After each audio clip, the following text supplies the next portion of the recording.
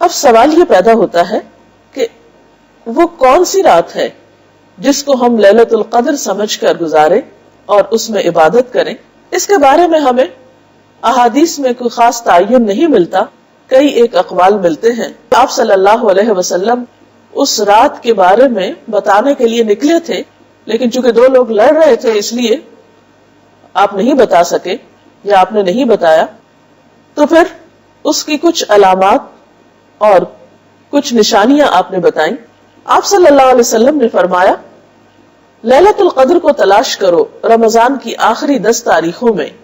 اسی طرح حضرت عائشہ رضی اللہ تعالی عنہا سے روایت ہے کہ آپ صلی اللہ علیہ وسلم نے فرمایا رمضان کے آخری عشرے کی طاق راتوں میں لیلۃ القدر کو تلاش کرو.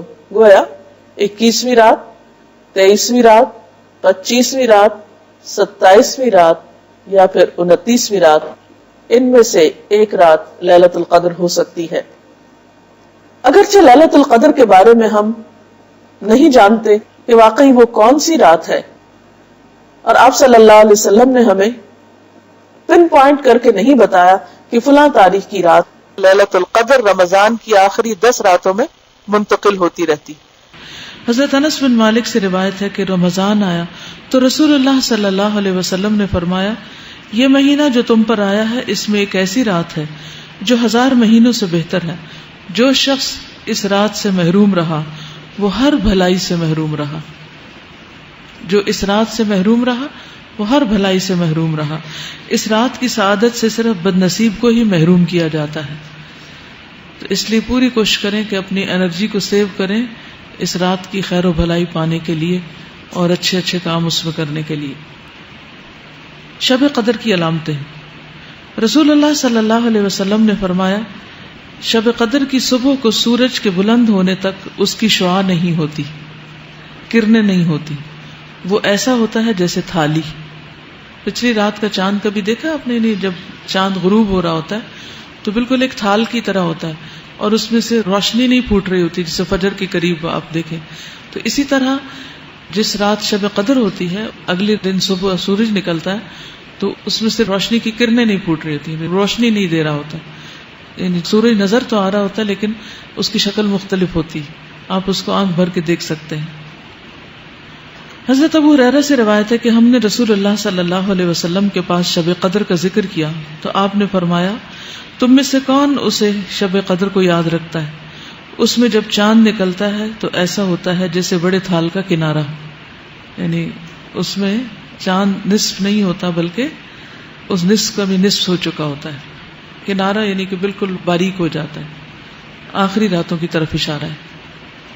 حضرت ابن عباس سے مروی ہے کہ رسول اللہ صلی اللہ علیہ وسلم نے فرمایا شب قدر آسان اور معتدل رات ہے جس میں نہ گرمی ہوتی ہے نہ سردی ہوتی ہے.